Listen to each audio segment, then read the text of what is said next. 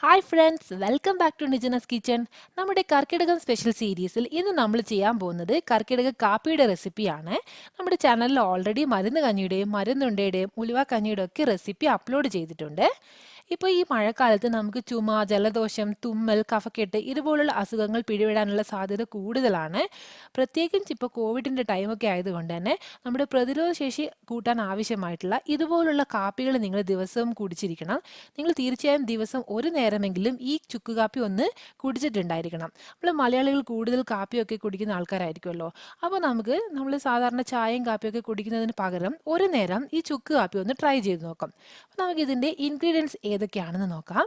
ഞാൻ ഇവിടെ മുഴുവൻ മല്ലി എടുത്തിട്ടുണ്ട്. ഏകദേശം 1 ടേബിൾ സ്പൂണോളം മുഴുവൻ മല്ലി, ഏലക്കായ, 2 ഗ്രാമ്പു, ഒരു ചെറിയ കഷ്ണം തക്കോലം, ഒരു ചെറിയ കഷ്ണം കറുവപ്പട്ട, കുറച്ച് കരിഞ്ജീരകം, പിന്നെ വലിയ ജീരകം, പിന്നെ ഒരു അര സ്പൂണോളം കുരുമുളക് പൊടി, മഞ്ഞൾ, അതുപോലെ തന്നെ ചുക്ക് പൊടി, കരിപ്പെട്ടി, ഇവയൊക്കെയാണ് പൊടികളായിട്ട് എടുത്തിട്ടുള്ളത്. ഇതൊക്കെ തന്നെ നമുക്ക് ഔഷധമാണ്. കരിപ്പെട്ടി തന്നെ നിങ്ങൾ ഇതിൽ എടുക്കാൻ പ്രത്യേകമായി ശ്രദ്ധിക്കണം. എനിക്കിവിടെ ഇതുപോലുള്ള ചെറിയ ചെറിയ ബ്ലോക്കുകളായിട്ടുള്ള കരിപ്പെട്ടി കിട്ടുന്നുണ്ട്. ഞാൻ ഇതുപോലുള്ളൊരു ചെറിയ കഷ്ണം കരിപ്പെട്ടിയാണ് എടുത്തിട്ടുള്ളത്. അതിൻ്റെ കൂടെ തന്നെ 2 പനിക്കൂർക്കയുടെ ഇലയും കുറച്ച് കരിന്തുളസിയും കൂടി എടുത്തിട്ടുണ്ട്. കരിന്തുളസി, കൃഷ്ണ തുളസിയൊക്കെ പറയും, അതും കൂടി എടുത്തിട്ടുണ്ട്. ഈ പനിക്കൂർക്കിലൊക്കെ നമ്മൾ ചെറിയ കുട്ടികൾക്കൊക്കെ പനി വന്നാലൊക്കെ കൊടുക്കും. തലവേദനക്കും ഒക്കെ ഒരു ഉത്തമ ഔഷധമാണ്. അപ്പോൾ നമുക്ക് ഇവയൊക്കെ കൂടിയിട്ട് പെട്ടെന്ന് തന്നെ ഒന്ന് ചുക്ക് കാപ്പി ഉണ്ടാക്കിയെടുക്കാം. അതിനായിട്ട് ആദ്യം തന്നെ ഞാനൊരു ചായപാത്രം അടുപ്പത്ത് വെച്ചിട്ടുണ്ട്. അതിലേക്ക് ഞാൻ 2 ഗ്ലാസ് വെള്ളം ഒഴിച്ചു കൊടുക്കുന്നുണ്ട്.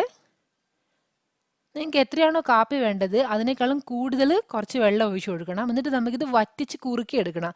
അപ്പോഴേ ഈ മരുന്നുകളുടെ എല്ലാ സത്തും ഈ കാപ്പിയിലേക്ക് വന്ന് ചേരുകയുള്ളൂ. അപ്പോൾ ഈ 2 ഗ്ലാസ് വെള്ളത്തിലേക്ക് ഞാൻ ഇവിടെ ഒരു കരിപ്പെട്ടി ഇട്ട് കൊടുക്കുന്നുണ്ട്. അതിൻ്റെ കൂടെ തന്നെ നമ്മൾ മാറ്റി വെച്ചിട്ടുള്ള എല്ലാ മരുന്നുകളും ഇതിലേക്ക് ഇട്ട് കൊടുക്കാം.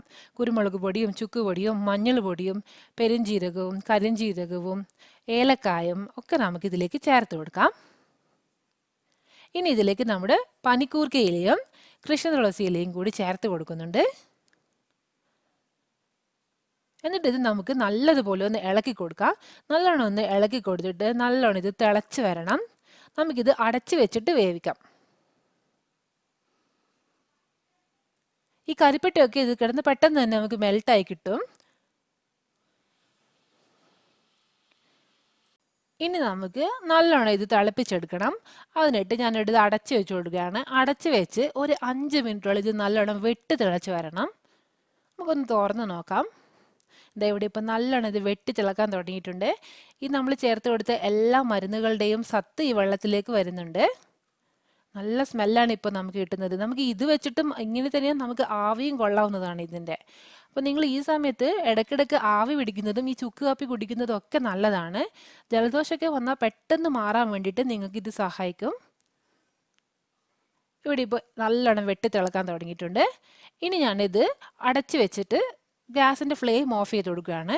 എന്നിട്ട് ഇത് ഒരു 2 സെക്കൻഡ് അടച്ചു വെച്ചിട്ട് ഇങ്ങനെ തന്നെ നിൽക്കണം. അതിനുശേഷം നമുക്ക് ഒരു ചായ അരിപ്പ് വെച്ചിട്ട് ഗ്ലാസ്സിലേക്ക് അരിച്ചു മാറ്റിയെടുത്ത് നമുക്ക് കുടിക്കാവുന്നതാണ്. ചൂടോടെ തന്നെ കുടിക്കാൻ പ്രത്യേകം ശ്രദ്ധിക്കണം. നിങ്ങൾക്ക് ജലദോഷമൊക്കെ ഉള്ള സമയമാണെങ്കിൽ നിങ്ങൾ ദിവസം ഒരു 2-3 പ്രാവശ്യമെങ്കിലും ഇത് കുടിക്കുകയാണെങ്കിൽ നിങ്ങൾക്ക് നല്ലൊരു ആശ്വാസം കിട്ടും.